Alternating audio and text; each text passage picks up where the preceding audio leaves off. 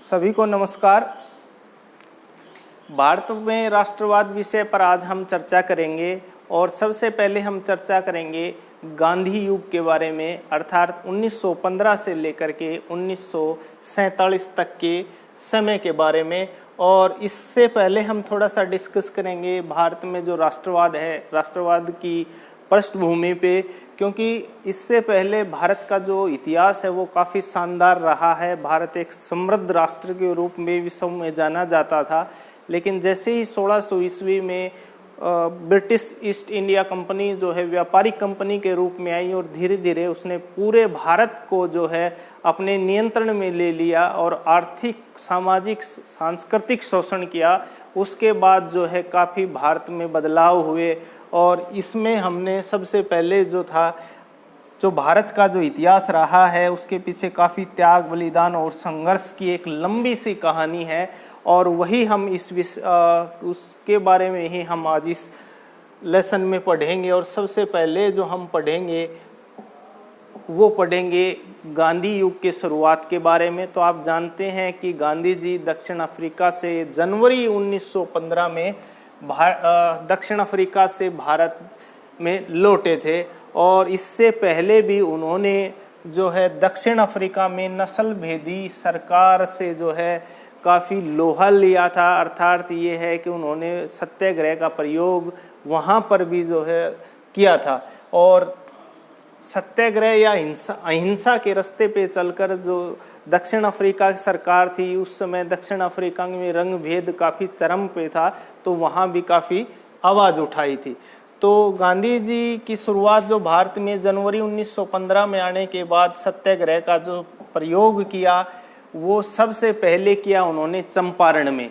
तो चंपारण जो है उसके लिए एक आंदोलन चलाया जिसको चंपारण आंदोलन के नाम से जाना जाता है। यह 19 अप्रैल 1917 को चलाया गया।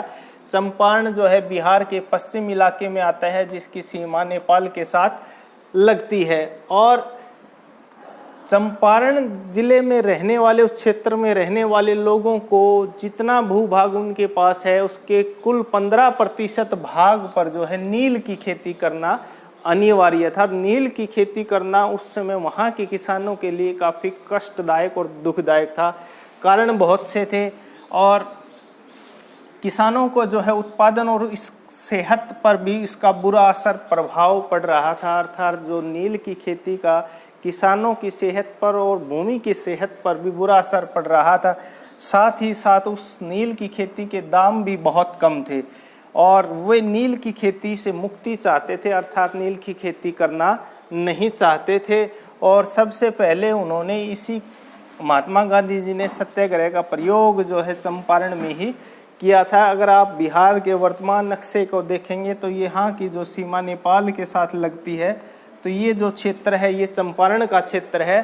तो यहाँ पर ही सत्याग्रह का प्रयोग गांधी जी ने पहली बार किया था और इस आंदोलन में या सत्याग्रह आंदोलन में डॉक्टर राजेंद्र प्रसाद, आचार्य JB कृपलानी और कई स्थानीय जमींदार भी इसमें शामिल थे। आखिरकार एक जन आंदोलन के रूप में जब ये जो है चंपारण आंदोलन बढ़ा तो सरकार को भी झुकना पड़ा और 135 सालों से जो प्रथा चली आ रही थी, अर्थात 15% भाग पर उनको नील की खेती करनी थी, वो बंद करना पड़ा। और यह गांधी जी द्वारा चलाया गया प्रथम ऐसा सत्याग्रह आंदोलन था जो कि सफल हुआ। और इसके बाद जो है उन्होंने दूसरा सफल प्रयोग किया खेड़ा सत्याग्रह पे। तो खेड़ा जो सत्याग्रह आंदोलन है वो 1918 में उन्होंने गुजरात में किया और वहाँ के जो किसान थे, वहाँ जो किसान जो उस समय हालात जो थे काफ़ी दयनीय हालात थे। उसके दो कारण थे, एक तो फसल सूखे के कारण खराब हो गई थी, साथ में और जो 1917 में जो महामारी फैली थी उसके कारण भी लोगों की हालत काफ़ी ख़राब थी और वहाँ 1917 में प्लेग की महामारी फैली थी जिसके कारण लोग जो टैक्स लगता था उस समय अंग्रेजी शासन के दौरान उसको चुकाने में असफल थे। वो चाहते थे कि उनको कुछ ढील दी जाए या उनको कुछ और समय दिया जाए ताकि वो अपना लगान जो है देश के, लेकिन सरकार नहीं मान रही थी। तो इसके लिए भी गांधी जी ने खेड़ा में, गुजरात के जो खेड़ा जिला है वहाँ पर दूसरा सफल सत्याग्रह किया था। बाद में सरकार ने ये उनकी शर्तें मांग ली थी। और तीसरा महत्वपूर्ण सत्याग्रह प्रयोग था 1918 में ही, ये उसको कहते हैं अहमदाबाद सत्याग्रह। और 1918 में गांधी जी ने सूती कपड़ा जो कारखाने हैं उनके मजदूरों के बीच सत्याग्रह आंदोलन चलाने के लिए अहमदाबाद पहुंचे थे। और इसका कारण क्या था कि 1917 में जो प्लेग की बीमारी लगभग भारत के पश्चिमी इलाकों में फैली हुई थी, उसके कारण जो मजदूर मिलों में काम करते थे, इससे पहले 1917 से पहले उनको बोनस जो है हर साल दिया जा रहा था, वो 1917 में आकर के उन्होंने, मिल मालिकों ने उसको बंद कर दिया था। इसके कारण जो मिल मजदूर थे वो काफ़ी नाराज़ हो गए थे और इसके विरोध में ही मजदूरों ने जो है हड़ताल करने का निश्चय किया और ये हड़ताल काफ़ी लंबी चली। गांधी जी ने इसका समर्थन किया और उसके बाद में उनके प्रयासों से ही 35% बोनस देने पर राजी हो गए। हालांकि उस समय मजदूर 50% बोनस पर मांग कर रहे थे, लेकिन आखिरकार सहमति 35% पे ही बनी।